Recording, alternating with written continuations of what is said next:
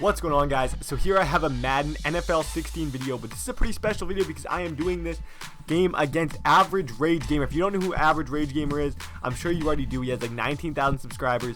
Go check him out. His link will be in the description, and we also have a video, a live commentary of us playing on his channel, so you're definitely going to want to check it out. Me and him, we have very different styles. We don't, like, styles don't come any different. His style is he's unedited, raw, like what you see is what you get. Me, I like to edit up my videos. I like to talk after. He likes to talk during and do live commentaries.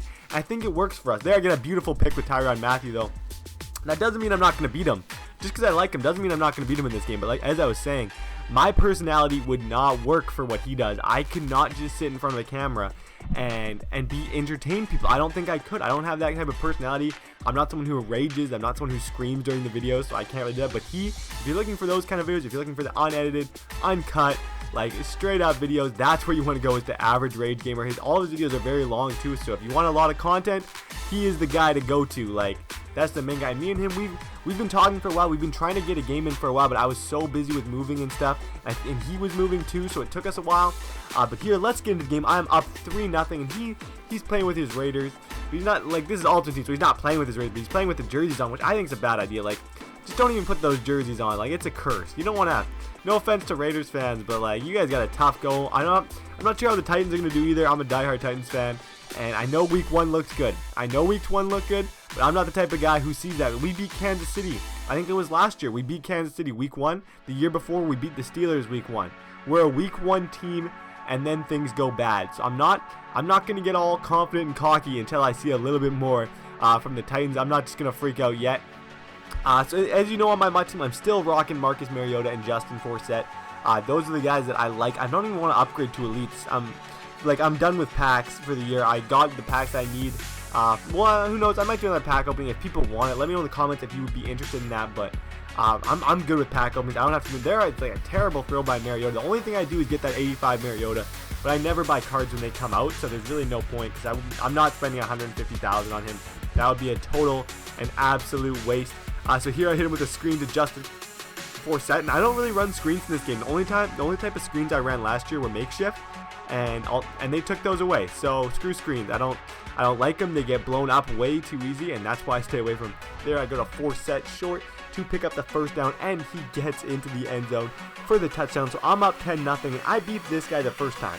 He has yet to beat me. We played a game of Diamond Dynasty, and we played a game of Mutt last year, and I beat him in both. So I know he wants to win. I know he wants this game bad, but I'm not just gonna give it to him. But maybe his all-star Joe Horn, I think that's his name. I don't. If I'm wrong, I'm gonna feel real dumb. He gets a beautiful reception, but just wait. There's a guy named Mike Wallace. I'm not sure if you've heard of him, but he's the best receiver ever. Not really, not even close. He's actually not that good in real life. But in Madden standpoint, he just took the top off this dude's defense to make the score 17-7 going into the half. And he's coming out. He's got Tyrann Mathieu returning kicks. I got Tyrann Mathieu. As I gotta switch my kick returner. I don't think I've switched my kick returner yet. Like, that's everything. And here, just look at. I just want to know, ARG, where were you throwing this? Like, there's 5 guys right there. I just wanted to slow it down and like kind of get a little breakdown of.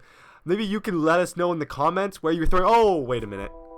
Where were you throwing that one to? I know where you were throwing that one to. You were throwing that right into my hand. That was a pretty sweet bait that I got. So I'm not big right now, but I need to score because these games are never over. And when you're playing a commentator, you never, like, you don't run clock. That's one rule when you're playing a guy. You don't run clock. And I know I'm not going to do that, but here, check this out. Throw on the run to Todd Gurley. He throws the guy off of him and gets the touchdown. Super duper clutch. So to make it 24-7. So this game should pretty much be a wrap. But don't leave yet, you guys, because there's a lot of stupid decisions to be made on my part to go before this game is officially over. Here he hits me with a screen to Jamal Charles, a guy who I'd never get in this game. Honestly, I'd never get a Jamal Charles. I'm not a big Jamal fan, and I'm not really a McCoy fan. Oh, let's talk about my fantasy football. For that, I said I was going to do that in these videos.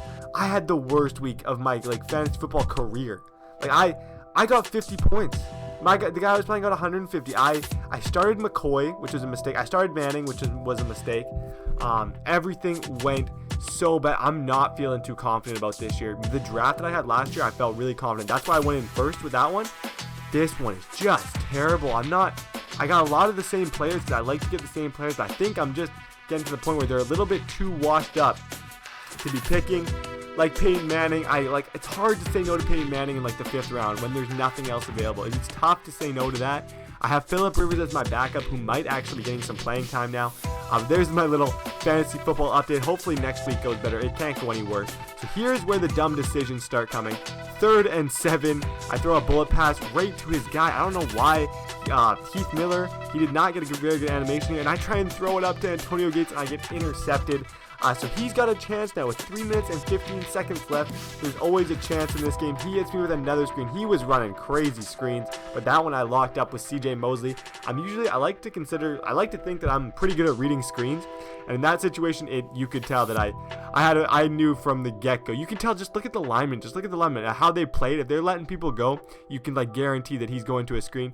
Here, he hits me through the seams, a very sketchy throw on 4th and 11, but he ends up getting not something I would have thrown. But hey, this guy just goes for it. He's a free spirit personality, I guess. But here he tries the screen, and that was not happening. I took my D tackle over there, and I was doing some trash talk on the mic when that happened. I was like, you weren't gonna throw it.